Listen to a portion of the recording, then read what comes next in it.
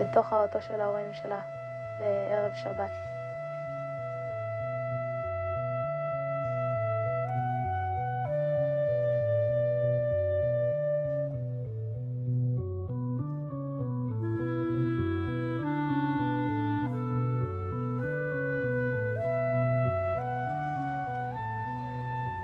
שבטי בבית סלשך,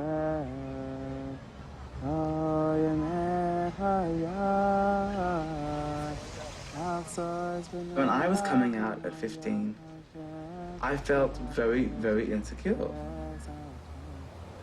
I was on tranquilizers, I had a list when I wanked and when I didn't wank. And I was getting called at names by the other people in the yeshiva.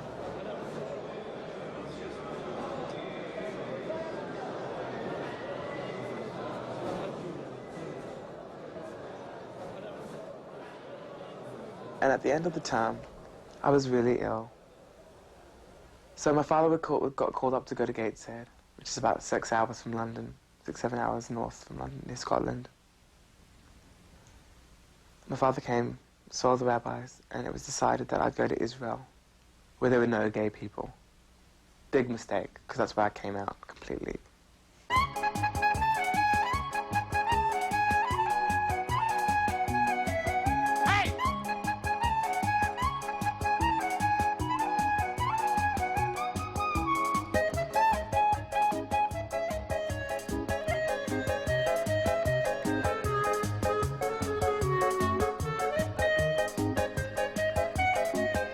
I'm used to the fact that, you come out, you go gay, you leave Yiddishkeit completely. You leave your whole belonging, you leave your soul behind, and you just go out and you be like a non-Jewish person.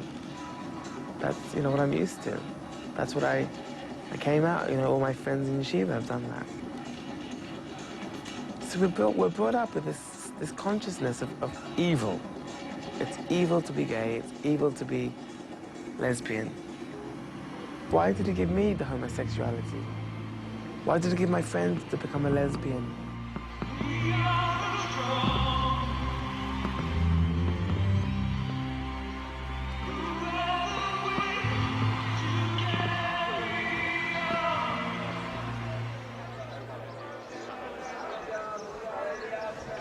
Hashem has always put someone for me in some place.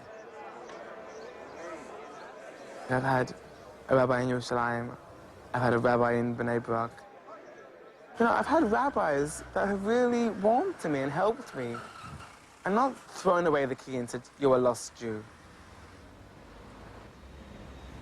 Rabbi Yonah Yosef, he knew what I was and he accepted me. Like he said to me, it's more of an aveira, it's more of a sin to actually have the sexual act. But, it's less of an aveira to wank, to masturbate.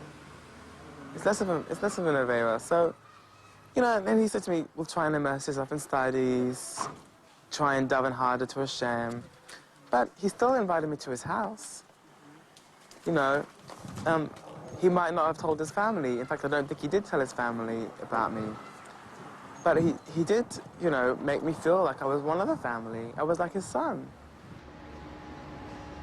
I think if he met me today, I think he would still love me because he's a tzaddik, and a tzaddik doesn't give up on his people. I think that he would not approve of my lifestyle, living with my partner. Certain things, he wouldn't approve, but he'd be very happy that I've started up, my life again.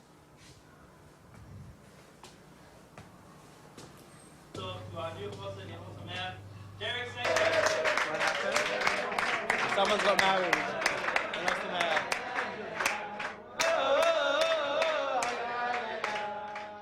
I miss being with people who have Yirat Shamayim, who have fear of Hashem. I miss being with people who are always striving to do more mitzvahs. I've been away from Torah learning for 7 years, and I feel like I've wasted 7 years of my life. Maybe I gave up too soon. Would I be HIV positive if I was still in yeshiva and if I would have got married?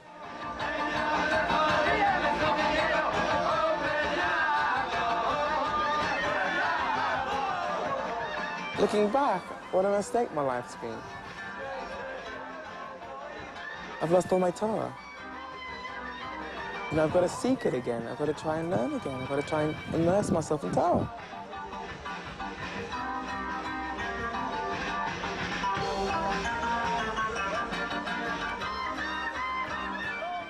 How can you be orthodox and accept the basic tenet, which is Torah min hashamayim, that number one Torah was given from heaven, that all the laws in the Shulchan Aruch have to be accepted, that all the strictures against sexuality have to be accepted? How can you be queer and orthodox at the same time? I see a logical contradiction there. You know, I studied too much Talmud to be able to accept the fact that somebody is orthodox and is queer at the same time. Can't be. In order to maintain my sanity and my selfhood, I had to leave. I had to rebel. I had to throw everything away. And I come here in a way to make sure that I'll never come back. So I come back here in order to both recognize the richness of my experience, the richness of my beliefs and all that, but also to realize that I can never come back. Carlo? Tissues are really a good buy here. You want to buy a couple of boxes? I mean, so he's like, to buy 4 boxes. Shem sich nicht. Where do you get for 69 cents? My whole spirit comes out of that background. The idea of a prophetic tradition, the idea of responsibility, the idea of mitzvah, good deed, you know, of doing something right. It says there, you know, that's even when it says from the Bible, in the Sukkot you shall sit for 7 days, okay, and different symbols of the holiday, and of course the Wailing Wall. The idea of feeling part of a community, the idea of Sheres HaPleita, the idea of a saving remnant, that gay people are a saving remnant for the world, that somehow we're the intersex, we have something to teach the world. These are different of the Rebbes, you know, of the different towns. This is the Gera Rebbe. You have to have cheshbon hanefesh. You have to give a account of one's life, of one's soul. What were you here for? Belza, Boyana, Slonima, Satmar. I had private audiences with him. The Satmar, the Gera Rebbe. My goal is to be worthy to go up to the yeshiva Shalmala, Hashem's yeshiva. You know, just sitting in the corner and just hearing all these great Rebbeim learning Torah. That's my ideal thing. Why did Hashem move me from place to place to place to place to place? What for? We can't just stop because you have a problem.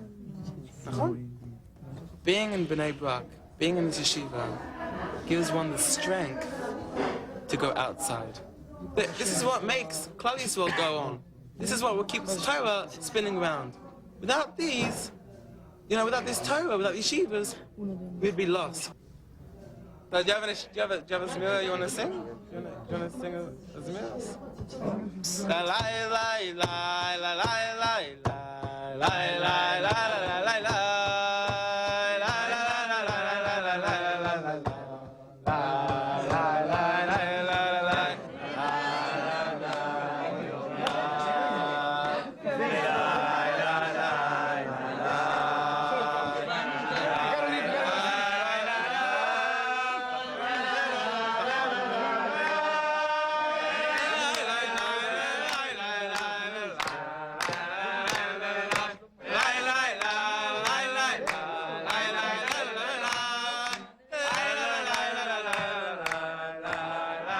Two rabbis going down the street, a Hasidic rabbi and a regular Misnag the Sharav, you know, and they see a Jew greasing his wagon, reciting his prayers.